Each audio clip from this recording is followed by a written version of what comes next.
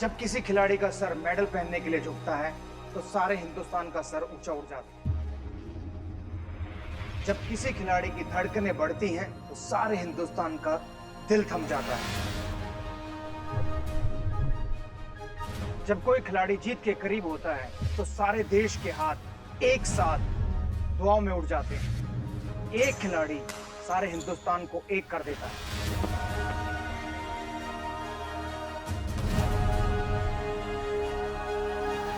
कुछ ऐसे ही खिलाड़ी जो मेरी और मेरे देश की उम्मीद है, उन्हें जानने का मौका है उम्मीद इंडिया।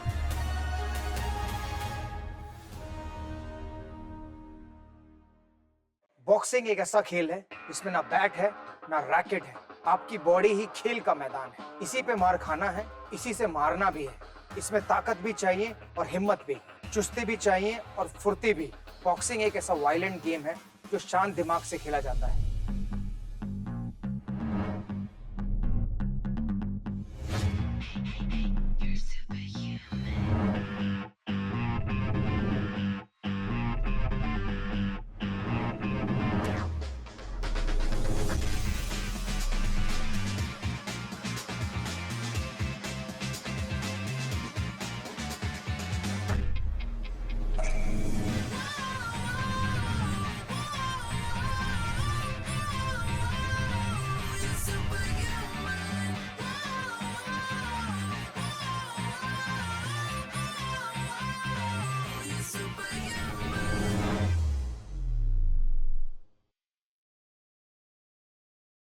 इंडिया में बॉक्सिंग की पॉपुलैरिटी हमेशा से रही है। मैरी कॉम, विजेंदर सिंह, कई ऐसे खिलाड़ी हुए हैं जिन्होंने इंडिया को ओलंपिक्स में, कॉमनवेल्थ गेम्स में और एशियन गेम्स में बड़े मेडल दिलाए हैं।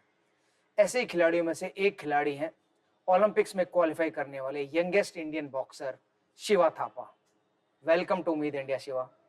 शिवा, सबसे पहले तो ये बताइए कि कहा जाता है कि बॉक्सिंग रिंग है, लेकिन मुझे तो कहीं से भी ये गोल नजर नहीं आता। जी डेफिनेटली, हम जहाँ बैठे हुए हैं यही बॉक्सिंग रिंग है, जहाँ हम पूरी मेहनत के साथ, पूरी जद्दोजहद के साथ हम लड़ाई करते हैं, एक दूसरे को मारते पीटते हैं रिंग में। शिवा, मुंह तोड़ जवाब देना तो एक कहावत है हम लोगों के लिए, लेकिन आप तो इस कहावत को रियल लाइफ में बदल दिया है कि आप तो अपने हर जवाब मुंह तोड़ जवाब देते हैं। जहाँ तक बातें करने की बात आती है तो मैं उसमें नहीं मानता हूँ कि मैं बहुत माहिर हूँ, बट पंचों से देने की बात आती है तो डेफिनेटली मैं कभी पीछे नहीं हटता। अच्छा, मुझे बताइए कि गुवाहाटी में आपकी लाइफ कैसी है? बचपन से शुरुआत की थी खेल की, यहाँ पे बॉक्सिंग की। फ्रेंड सर्कल्स, जब हम कहते हैं कि बचपन में काफी ज्यादा होते हैं, मेरा जो है वैसा लाइफस्टाइल बिल्कुल नहीं था। मुझे लगता है कि परिवार सबसे पहले आता है। मेरे 4 बड़ी बहनें हैं, एक बड़ा भाई है जो मेरे साथ ही उन्होंने बॉक्सिंग की शुरुआत की। मम्मी पापा घर में रहते हैं, तो सभी का इतना प्यार, इतना सपोर्ट मिला है बचपन से कि वो फ्रेंड्स की कमी होने कभी उन्होंने दी मुझे। आपके जो फादर थे वो एक कराटे चैंपियन थे, तो कराटे खेलना आपके लिए थोड़ा आसान जरूर होगा कि घर में ही फादर सिखा देते। बिल्कुल। लेकिन फिर आपने बॉक्सिंग क्यों चुना? किसने मोटिवेट किया? बिल्कुल, पापा ने कराटे मुझे सिखाया घर पे, और पापा कराटे इंस्ट्रक्टर थे, तो इसकी वजह से काफ़ी इजी हो गया था मेरे लिए कराटे सीखना। घर पे ही वो सिखाते थे। एक आध कंपटीशन भी खेला मैंने, स्टेट चैंपियनशिप में खेला, जहाँ पे मैंने सिल्वर और एक गोल्ड मेडल भी जीता था। लेकिन मुझे लगता है लोग इतना कराटे के बारे में नहीं जानते थे और टाइसन के बारे में बहुत ज़्यादा जानते थे। तो मैं जब उनको कहता कि मैं कराटे खेलता, तो वो कहते थे कि क्या आपको टाइसन बनना है? क्या आपको टाइसन बनना है? वो देखो टाइसन जा रहा है।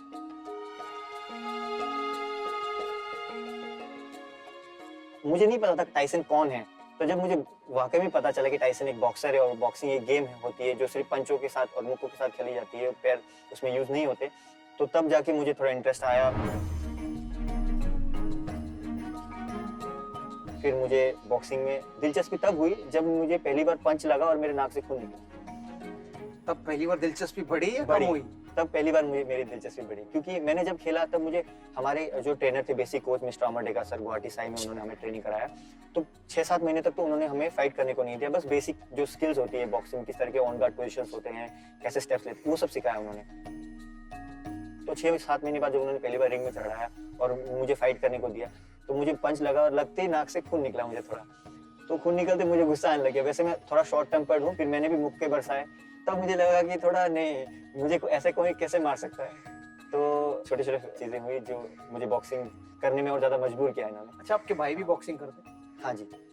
तो जब दोनों भाई घर में होते हैं तो कभी लड़ाई नहीं होती कि आप मैं दिखाता हूँ बॉक्सिंग कैसे करते हैं? हम कभी लड़ाई नहीं करते घर पे, बहुत ही कम ऐसा इंसिडेंट हुआ होगा जो मुझे याद है, क्योंकि इसमें एक बहुत बड़ा रीजन है, क्योंकि हम जब ट्रेनिंग करते हैं तब हम फाइट करते हैं, और तब जो जो जितना भी गुस्सा थोड़ा बहुत बाकी रहता है वो हम सारी कसर रिंग में निकालते हैं, और किसी को पता भी नहीं चलता क्योंकि सब सोचते हैं बॉक्सिंग कर रहे हैं। बॉक्सिंग कर रहे हैं। आपकी लाइफ में कितना फर्क आता है जब आप अपने होम टाउन में गुवाहाटी में होते हो या जब किसी और सिटी में जाके प्रैक्टिस करते हो, तो कितना डिफरेंट आता है? जब गुवाहाटी में प्रैक्टिस करते हैं तो फैमिली होती है साथ में, पापा होते हैं साथ में ट्रेनिंग के दौरान, तो वो एक अलग ही मोटिवेशन होता है। बचपन से जो असली मोटिवेशन है वो घर से आया है, जो सपोर्ट है वो घर से मिला है।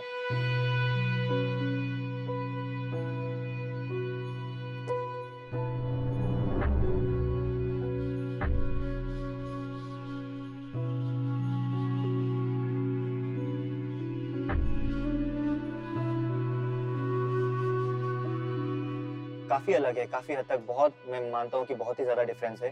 जब हम कैंप में ट्रेनिंग करते हैं, पटियाला में होते हैं या कहीं बाहर फॉरेन ट्रेनिंग के लिए जाते हैं या कंपटीशन के लिए जाते हैं, वो माहौल काफ़ी अलग रहता है। तो इसीलिए कभी-कभी ऐसा भी होता है कि काफ़ी फैमिली को मिस करता हूँ जब बाहर ट्रेनिंग कर रहा होता हूँ। ऐसा हर खिलाड़ी की लाइफ में समय आता है जब वो अपने घर परिवार को छोड़कर बाहर किसी दूसरे शहर में प्रैक्टिस करने जाता है, ट्रेनिंग लेने जाता है या मैचेस खेलने जाता है। वहाँ पर वो अपनी फैमिली को ज़रूर मिस करता है। मेरे साथ भी ऐसा बहुत बारी हुआ जब हम लोग अंडर 19 इंडिया खेलने गए या अंडर 19 इंडिया कैंप में गए। वैसे ही कुछ शिवा के साथ हुआ। बॉक्सिंग को लेकर आपके कोई बचपन की कोई यादें हों जो आप हमारे साथ शेयर करना चाहें, कोई घटना घटी हो? जैसे कि एज अ प्लेयर, हार और जीत जो चीज़ है जो प्लेयर को काफ़ी चेंज करती है लाइफ में, तो मेरा जो सबसे पहला हार जो मुझे मिला वो नेशनल में बॉक्सिंग में मैं एक बार खेलने गया था नोएडा में। मैं हारा उसके लिए काफ़ी रीजंस थे कि मैं उस फाइट के लिए लेट हो गया था, मुझे टाइम टेबल का कुछ हमारा कोऑर्डिनेशन नहीं हुआ और टाइम का मुझे पता नहीं चला था।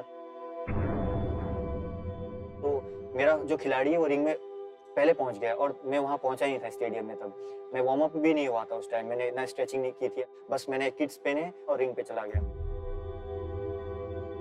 फर्स्ट राउंड मैंने खेला, अच्छा खेला, काफी अच्छा खेला, और बट सेकंड थर्ड राउंड में बिकॉज मैंने वार्म अप नहीं किया था तो मेरे बॉडी जो काफी स्टिफ हो गई, कफ मसल्स वगैरह हो गए और लेग मसल्स काफी टाइट हो गए, तो वो फाइट में हार गया। मेरा पहला मैच था एक बड़े लेवल पे, नेशनल लेवल के टूर्नामेंट पे, और वो मैं हार गया तो मैं बहुत रोया उस दिन। और मैंने पापा को बोला कि मैं बॉक्सिंग खेल पाऊंगा कि नहीं। अपने आप में कॉन्फिडेंस मेरे में काफ़ी डाउन हो गया था, तो उस टाइम बोला पापा ने कि नहीं, ऐसा कुछ नहीं होता, एक हार से कभी अपने आप को जज नहीं किया जा सकता। पापा ने काफ़ी मोटिवेट किया उस टाइम, और मुझे लगता है कि वो सबसे पहला एक लम्हा था मेरे लाइफ का जो हार और जीत का डिफरेंस मुझे सिखा गया। मुश्किलें खिलाड़ी के जीवन का एक हिस्सा है, लेकिन घर में जब पिता भाई सभी स्पोर्ट्स से जुड़े हों तो मुश्किलों को पार करना थोड़ा आसान हो जाता है। उसका फायदा मिला शिवा को। उनके पिता खुद एक कराटे चैंपियन हैं और उनकी माँ जो इतने सारे खिलाड़ियों के बीच रहकर शायद खुद एक खिलाड़ी बन गई होंगी। मिस्टर एंड मिसेस थापा, आपका स्वागत है। शिवा बचपन में कैसा था, मुझे उसके बारे में कुछ बताइए। बचपन में तो बहुत शांत स्वभाव का है, वो बहुत कूल माइंड था उसका, और पढ़ने लिखने में भी बहुत अव्वल था। हम लोग को बॉक्सिंग जब शुरू किया है तो पढ़ाई का और बॉक्सिंग का दोनों का टाइम टेबल स्कूल के साथ मिलाना बहुत मुश्किल होता है, तो हम लोग सुबह में 3 बजे उठकर वो लोग का होमवर्क कराता था, उसके बाद में ट्रेनिंग में जाता था। बचपन से ही शिवा बॉक्सिंग करता था? हाँ, बचपन में मैंने पहले कराटा किया था, मैंने कराटा वाटा मार्शल आर्ट बॉडी कंटेक्ट में बहुत खेला था। फिर बाद में मुझे मालूम पड़ा कि ये तो ओलंपिक में नहीं है, तो इसलिए मुझे ओलंपिक में सपना था, तो फिर मैंने उसको बॉक्सिंग में टर्न कर दिया। तो उसी टाइम में कुछ मीडिया वालों ने पूछा था कि शिवा को कि अगर आप बॉक्सर नहीं बनना था क्या बनता था, तो पता नहीं शिवा ने तो बहुत टैलेंट है उसका, ना फट से जवाब दिया, मैं इसके लिए मैं पैदा हुआ हूँ बॉक्सिंग के। हाँ, हैदराबाद मेडल आने के बाद के बात है जी। तो मीडिया आया था, पूछा था, तो मैं बोला मैं बॉक्सिंग के लिए पैदा हुआ हूँ, तो उसने कहा ठीक है, तो मैं ये लिख देता हूँ ना, I was born to boxer. हाँ लिख दिया, तो मैंने उसी के नाम से बना दिया, I was to born to boxer. Chanti, मुझे एक बात बताइए, जब वो बॉक्सिंग करने जाता था और बॉक्सिंग करके वापस घर आता था तो शायद उसको चोटें लगी होंगी, खून भी आ रहे होंगे, तो आपको कैसा लगता है? मैं कभी उसका गेम नहीं देखती हूँ, लाइव कभी नहीं देखती हूँ। मैं खुद घर में रहती हूँ, माने भगवान से प्रार्थना करती हूँ, प्रे करती हूँ और बस, लेकिन मैं नहीं देख सकती हूँ कभी भी, आज तक मैं नहीं देखी हूँ। तो चोट लगती थी तो मन में एकदम एक ऐसा मतलब बहुत डर सा लगता था, लेकिन फिर भी एक विश्वास था, चलो वो इतना परिश्रम करके, इतना मेहनत करके अपना इतना अच्छा बढ़िया करके खेल रहा है, देश के लिए नाम कर रहा है, तो इससे खुशी भी होती थी, इस बात की मुझे बहुत खुशी होती थी। जब वो घर पे होता है तो वो क्या करना पसंद करता है, अपना समय कैसे बिताता है? हाँ, कैंप आने के बाद में वो सुबह में यहाँ ट्रेनिंग करता है, इस जगह में ट्रेनिंग करता है, कभी साई में जाकर ट्रेनिंग करता है, कभी जिम में चला जाता है, तो उसका 2 टाइम का शेड्यूल वो मेंटेन करता है। तो ट्रेनिंग के अलावा भी कुछ करता होगा, पिक्चरें देखने जाता होगा, किसी से बात करता होगा, गर्लफ्रेंड होगी? गर्लफ्रेंड तो आज तक सुना नहीं उसका। आपको बताएगा भी नहीं? परिवार के साथ ज्यादा टाइम स्पेंड करने में ज्यादा टाइम पसंद जाता है, है बहन के घर परिवार- चला जाता है, कभी हमारे घर मौसी का चला जाता है, हाँ। मौसी का थोड़ा दूर में है, अच्छा, और घर में बैठ के म्यूजिक व्यूजिक गाना वाना सुनता गाना रहता पसंद है उसको, गाना सुनने का। मैक्सिमम घर में टाइम यूज करता है, बाहर जाता कम ही जाता है। आप लोगों को कब ऐसा लगा कि शिवा बॉक्सिंग में कुछ नाम कमाएगा? 2005 नेशनल नोएडा हुआ था, तो उस टाइम में वो बहुत छोटा ग्रुप में, ये ग्रुप में कुछ ग्रुप में खेल रहा था, डी ग्रुप में खेल रहा था, तो उसका वेट नहीं आ रहा था, तो उस वेट नहीं आएगा तो वो खेलने नहीं सकेगा, बल्कि मैंने उसको फिर 2-3 किलो पानी उनी को खिलाकर उसको मैंने वेट बढ़ाकर उसके वेट दिया, तो उसके बावजूद भी वो लंबा लंबा बॉक्सर को सबको मैंने फाइट करके नेशनल में सर्विसेज हरियाणा जो टॉप जो लोग का नेशनल ऑलरेडी मेडलिस्ट 2-3 बार हुए, वो लोग को सबको मार कर वो फाइनल गोल्ड लिया। और उसने फोन करके मेरे को ही बोला सबसे पहले, मम्मी मैं गोल्ड जीत गया, अच्छा, मैंने मार दिया, उसका मैंने पहला गोल्ड गोल्ड था, जीत पहला दिया। नेशनल पहला था। गोल्ड, पहला ओके। नेशनल था उसका। बहुत खुश था फिर वो उसके बाद में 2006-7 में फिर हैदर फर्स्ट इंटरनेशनल टूर्नामेंट खेलने गया, रशिया में हुआ था, वहाँ पर भी उसने गोल्ड जीता, तो फिर हम लोग को फिर उम्मीद बढ़ गया कि शायद क्वालिफाई हो जाएगा 2012 में क्वालिफाई किया गया और यंगेस्ट ओलंपियन हिसाब से क्वालिफाई किया। फिर जब वो अपने देश के लिए पहली बार खेला तब कैसा लगा? देश के लिए बहुत अच्छा लगा, क्योंकि मेरा बचपन से जो था, हम लोग मैं कभी इंडिया रिप्रेजेंट नहीं किया था, हाँ। स्टेट नेशनल इसे खेलते चला गया, उतना हम लोग मौका नहीं मिला, तो फिर वो जैसे जब देश के लिए खेला पहले बार, तो ऐसा लगा मैं वहाँ पर पोडियम में हाँ। मैं खड़ा हूँ, मैं मेडल ले रहा हूँ, मुझे अपना फीलिंग आ रहा था। शिवा अपने गांव में दूसरे बच्चों के लिए वो एक रोल मॉडल बन गया, तो आप हाँ। लोगों को कैसा लगता है? जब भी बाहर निकलते हैं सबको पूछता है शिवा अभी कहाँ पर है, क्या है, मतलब सब हाँ। बहुत अच्छा, खुश हैं कभी सब ऐसा से। हुआ है कि आपको किसी ने कहा हो कि वो देखो शिवा के माँ बाप जा रहे हैं? हाँ, हाँ। वो तो है ही है। हाँ, वो तो अभी है। तो मेरे को मेरा नाम तो कोई नहीं बोलता, शिवता फादर बोलता है। शिवा के नाम से हम लोग के पहचान है मेरा अभी। नाम अभी शिवा थापा फादर, अच्छा, अभी मोबाइल में सब लोग सेव करता है शिवा थापा फादर, तो किसी को मेरा नाम ही कोई पता दुकान नहीं। में भी आएंगे तो बोला आप शिवा की माँ है ना। हाँ, तो अब ये मेरे लिए बहुत प्राउड बात है, और ये मेरा ओलंपिक मेडल जैसे है मेरे को, तो मैं इतना खुशी हुआ मैं कि आज मेरे बच्चा के लिए मुझे जानते हैं आदमी लोग।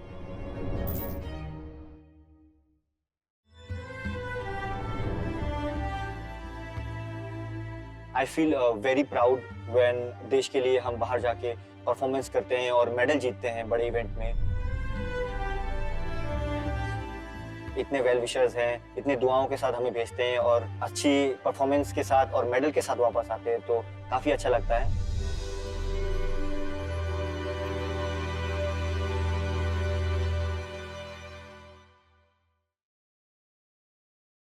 शिवा, एक इंटरनेशनल प्लेटफॉर्म पर पहली बार अपने देश को रिप्रेजेंट करने का जो अनुभव है वो कैसा रहा?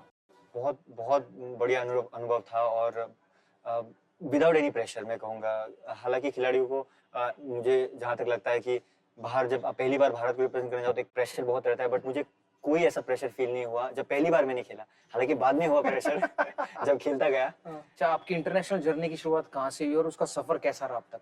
इंटरनेशनल मैंने 2007 से मैंने शुरू किया था हैदर अलीफ कप से, जहाँ मैंने गोल्ड जीता था, और उसके बाद मैंने काफ़ी इंटरनेशनल में भाग लिया। एशियन कॉन्टिनेंटल में मैंने मेडल लिया, वर्ल्ड जूनियर चैंपियनशिप में मैंने ब्रॉन्ज मेडल लिया था 2008 में अजरबैजान में, और उसके बाद फिर जो मेरा यूथ का सफ़र रहा है वो भी काफ़ी बढ़िया रहा। यूथ वर्ल्ड चैंपियनशिप में मैंने सिल्वर मेडल जीता, यूथ ओलंपिक गेम्स में मैंने सिल्वर मेडल जीता सिंगापुर में 2010 में। वो काफ़ी बड़ा टर्निंग पॉइंट है मेरी लाइफ का, क्योंकि 2012 का जो लंदन ओलंपिक्स था वो एक सपना था मेरा, और बट मैंने सोचा नहीं था कि मैं क्वालिफाई कर जाऊंगा, क्योंकि तब बॉक्सिंग में जो है 18 इयर्स एलिजिबल ये एज होता है सीनियर के लिए, और मेरा 18 इयर्स जस्ट पास 3 मंथ्स हुआ था तब जब मैंने क्वालिफाई किया है। तो मुझे लगा कि विदाउट एनी एक्सपोजर सीनियर में, और एज भी मेरा काफ़ी कम था उस टाइम, तो मैं कर पाऊँ या ना पाऊँ, तो मैंने विदाउट प्रेशर मैंने क्वालिफाई करने के लिए गया। विजेंद्र भाई साहब भी हमारे साथ ही टीम में थे तब, उन्होंने भी एक साथ ही उसी कॉम्पिटिशन में क्वालिफाई किया था हमने। हमारा कंपटीशन था कजाकिस्तान में, एशियन ओलंपिक क्वालिफायर। तो डेफिनेटली उनका भी टीम में रहना भी एक काफ़ी टीम को इंस्पायर करता है, मोटिवेट करता है। और जब वो भी मैच खेल रहे थे, जीत रहे थे, हम भी खेल रहे थे, तो उस टाइम काफ़ी एक अच्छा कोऑर्डिनेशन, ब्रदर्स की तरह हम रहे हैं टीम में, काफ़ी अच्छे भाईचारे के साथ, और काफ़ी गाइड भी करते हैं ड्यूरिंग मैचेस। तो मुझे लगता है कि वो विदाउट प्रेशर जो मैंने क्वालिफाई किया और गोल्ड मेडल जीत के क्वालिफाई किया, काफ़ी बेहतरीन सफ़र मेरा लंदन ओलंपिक्स का पहला। आपने 2012 लंदन ओलंपिक के लिए क्वालिफाई किया, तो उसका जो एक्सपीरियंस रहा होगा वो आप जरा हमें बताइए, कैसा रहा? ओलंपिक का सफ़र क्वालिफाई से लेके एक ड्रीम कम ट्रू था मेरे लिए।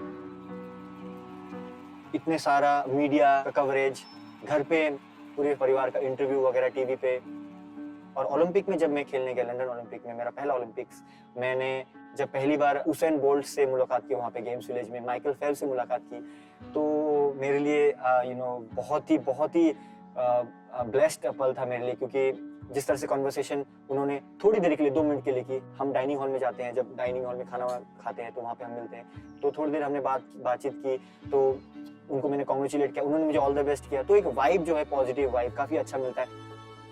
तो ऐसा काफ़ी अच्छा एक्सपीरियंस था लंदन ओलंपिक्स का भी। और उसके बाद तो फिर जो दूसरा ओलंपिक्स रियो के लिए मैंने टारगेट बनाया था वो अचीव किया। आपने दो ओलंपिक में बैक टू बैक क्वालिफाई किया, तो उसका जो एक्सपीरियंस था उसके बारे में कुछ बताएं। मेरे ख्याल से हर खिलाड़ी का सपना रहता है कि ओलंपिक में क्वालिफाई करना, बट 2 ओलंपिक में क्वालिफाई करना मेरे लिए लाइफ में बहुत बड़ा मायने रखता है। बहुत ही कुछ सीखने को मिला। मेरे गेम की बात अगर की जाए, मैंने फर्स्ट राउंड में मैं मेक्सिको के बॉक्सर के साथ मैंने खेला। 2 ओलंपिक्स खेल चुका था वो बॉक्सर, और काफ़ी एग्रेसिव बॉक्सर था।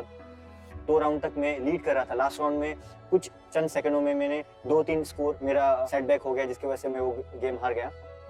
लंदन ओलंपिक्स के बाद जो रियो ओलंपिक्स में मैंने क्यूबन बॉक्सर के साथ मैंने फाइट की थी, वो एक अनडिफिटेड बॉक्सर रहा है, और प्लस पहले लंदन ओलंपिक्स में भी गोल्ड मेडल जीता हुआ बॉक्सर था, और इस बार भी रियो में उसने गोल्ड जीता। तो मुझे लगता है कि जो भी हार मुझे आज तक जिंदगी में मिली है, मुझे लगता है कि वो मेरे लिए एक ब्लेसिंग है, ताकि मैं उस हार से कुछ सीख के आने वाले दिनों में और बेहतर कर सकूं, और बढ़िया से बढ़िया रिजल्ट दे सकूं।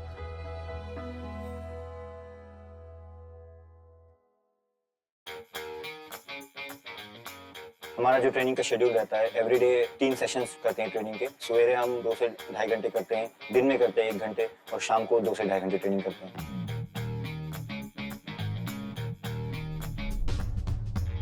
सुबह 6 बजे से 8:30 बजे तक हमारी ट्रेनिंग होती है। हम एंड्योरेंस करते हैं, लॉन्ग एंड्योरेंस रनिंग करते हैं, 6 किलोमीटर 7 किलोमीटर जो है कंटिन्यूस रनिंग करते हैं। फिर पंचिंग बैग वगैरह, स्किपिंग रोप,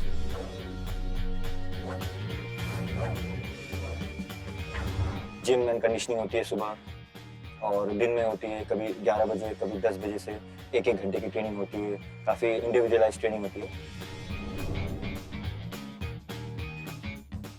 और शाम को भी हम जो है बॉक्सिंग स्किल्स वगैरह हो गए, स्पायरिंग्स होगी, स्कूल फाइट, ये सब हम शाम के सेशन में करते हैं। तो इस तरह का हमारा जो प्रोग्राम है पूरे वीक चलता है, मंडे से लेके सैटरडे तक।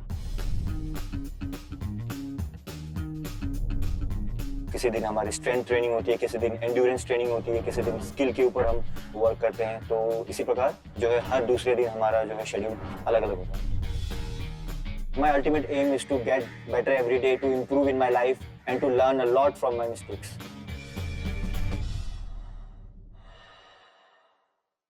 बॉक्सिंग में क्या डिफेंस और अटैक की टेक्निक अलग अलग हैं? अगर हैं तो आप कौन सी टेक्निक का इस्तेमाल करते हैं, डिफेंस की, अटैक की? बॉक्सिंग में जो है डिफेंस और जो अटैकिंग एग्रेसिव है, 2 स्टाइल जो है काफ़ी पॉपुलर है। मेरा जो स्टाइल है, मैं काफ़ी यूनिवर्सल तरीके से बॉक्सिंग करने की कोशिश करता हूँ, जो मुझे लगता है कि मेरा नेचुरल स्टाइल है। मैं एग्रेसिव भी खेल लेता हूँ, काउंटर भी खेलता हूँ, लेकिन 100% नहीं हो पाता हूँ। जब एग्रेसिव खेलता हूँ, मैं बुल जैसा फाइट नहीं करता हूँ। डिफेंसिव होता हूँ तो काफ़ी भागते नहीं रहता हूँ। तो मैं काफ़ी न्यूट्रल गेम खेलता हूँ, जिसे हम मिड डिस्टेंस में बॉक्सिंग बोलते हैं। आप अटैक भी करते हो, डिफेंसिव भी करते हो। तो मुझे वो यूनिवर्सल स्टाइल ऑफ बॉक्सिंग जो है वो मुझे खेलने में काफ़ी दिलचस्पी है, और वो खेलने में काफ़ी मज़ा आता है मुझे। बॉक्सिंग में फुटवर्क की कितनी अहमियत है और उसका आप कितना इस्तेमाल करते हैं? बॉक्सिंग में जो लेजेंड है मोहम्मद अली, जो अभी नहीं रहे हैं, उनसे मैंने सीखा है फुटवर्क करना। हालांकि टाइसन तो इतना फुटवर्क नहीं करते थे, बट बॉडी मूवमेंट काफ़ी करते थे। जी, टाइसन सहवाग की तरह। बिल्कुल। तो मोहम्मद अली जो है वो float like a butterfly and sting like a bee, but ये डांस भी आप कह सकते हो, क्योंकि वो जिस तरह से फुटवर्क करते थे, लोग उन्हें डांस के फॉर्म में भी मानते थे। डांस भी कर रहे हैं और ओपोनेंट को मार भी रहे हैं उसी टाइम। तो उनका फुटवर्क जो है काफी लाइट वे में फुटवर्क करते थे। वो 100 किलो के मुक्केबाज थे, 100 से भी ज्यादा उनका वेट हुआ करता था कभी कभी। तो उनके उसके बावजूद भी उनका जो फुटवर्क था ऐसा लगता था जैसे कि बटरफ्लाई हो, इतना स्लाइड, इतना लाइट मूवमेंट वो अपना बॉडी को कैरी करते थे। तो उस चीज ने काफी प्रभावित किया मुझे फुटवर्क में। जबड़ा तोड़ तो हमने सुना है, लेकिन बॉक्सिंग में कौन कौन से पंचेज होते हैं, उनके क्या नाम होते हैं और आप किन में माहिर हैं? वैसे बॉक्सिंग में 6 पंचेस होते हैं और जबड़ा तोड़ सभी पंचों से आप कर सकते हो बिल्कुल। और एक होता है लेफ्ट स्ट्रेट, एक होता है राइट स्ट्रेट, एक होता है left upper cut, right upper cut, जो हम ज्यादातर बेली में मारते हैं, और एक होता है लेफ्ट हुक और राइट हुक। तो ये 6 पंचेस होते हैं। तो इन्हीं को हम अलग अलग तरीके से हम कॉम्बिनेशन बनाते हैं, इनका मिक्स करके हम स्किल बनाते हैं, अलग अलग टेक्निक में इसको हम अप्लाई करते हैं। तो इस तरह का जो है बॉक्सिंग में हमारे पंचेस का यूज होता है। मैं अपर कट में बहुत माहिर हूँ। अरे वाह बिल्कुल बिल्कुल। पर बॉक्सिंग में नहीं, क्रिकेट में। अच्छा शिवा, मुझे एक चीज और बताए कि बॉक्सिंग का मैच किन किन तरीकों से जीता जा सकता है? एक बहुत बड़े खिलाड़ी ने कहा था कि आप पंच मारो, hit and don't get hit. यही एक पहला जो है नियम है बॉक्सिंग का, कि आप मुक्का मारो और मुक्का मत खाओ। अगर आप 2 मुक्का मारते हो और 2 मुक्का फिर खाते हो तो वो बराबर हो जाता है, वो पॉइंट भी बराबर हो जाता है। तो मारो और डिफेंस करो, मारो और जितना हो सके बचाओ उसका मुक्का। तो ये काफी तो इस टेक्निक से जीता जा सकता है। डेफिनेटली। आपका अल्टीमेट गोल क्या है? ओलंपिक जैसे स्टेज में भारत को रिप्रेजेंट करना, भारत के लिए पदक जीतना और अपना देश का नाम रोशन करना। और जो मेरा दूसरा उद्देश्य यही है कि मैं जितना हो सके युवा खिलाड़ियों को जितना हो सके प्रेरणा दे सकूं, अपना एक्सपीरियंस शेयर कर सकूं उनके साथ, ताकि आने वाले दिनों में उनका जो सपना है वो इसी तरह अचीव हो।